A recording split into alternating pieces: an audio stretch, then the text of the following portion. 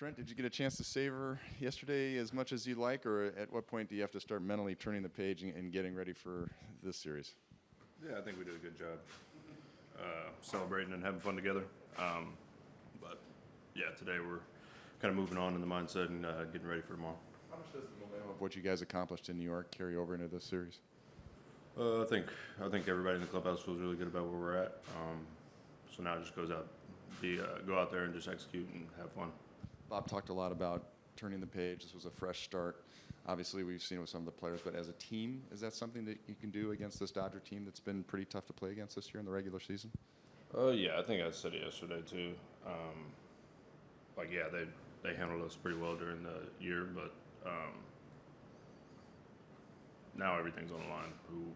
Who wins, who loses. There's a winner goes on, the loser goes home. So everything's on the line now, and like I said, we feel good where we're at. So, what's the toughest thing about playing this Dodger team, and what do you guys need to do to come out on top?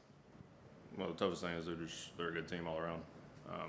But like I said, I think we're clicking on all levels right now, and we have a lot of belief in our clubhouse about what we can do. So, see how it matches up. Trent, I've heard a lot of guys say over the years, you can't just turn it on this time of year, but it sure looks like that's what happened in New York. How do you sort of explain these last 3 games?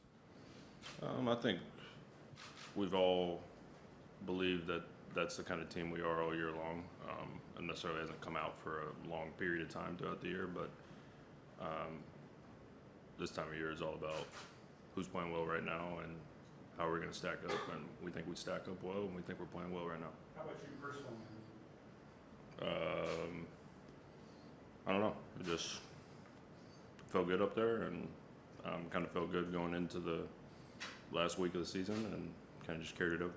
About what confidence means for your game and the player you are when you are confident. I'm sure what you've been working toward is more than just a weekend, but what difference can a weekend like you had make for your confidence going forward? Anytime you play well like that in that situation, it's going to give you confidence going forward. But the main goal is to just repeat. Like you said, it was just a weekend, and we're looking to play for another 3 weeks to a month, so I'm worried about keeping it going. Trent, you think there's could be an advantage having played a wild card series compared to a team that sat around for 6 days? It's a long layoff. Yeah, I think there could be an advantage to staying fresh and playing. But I think there's also an advantage to resting, obviously. We play 162 games, so obviously rest is, I don't know if it's wanted or needed, but you definitely take it when it comes. And winning a series like this puts away all the frustrations the Padres have had well before you got there as far as against the Dodgers. I don't know if it puts it all away. I think we're after a world championship, but yeah, I think it's a big step for our fan base, big step for us as an organization going forward.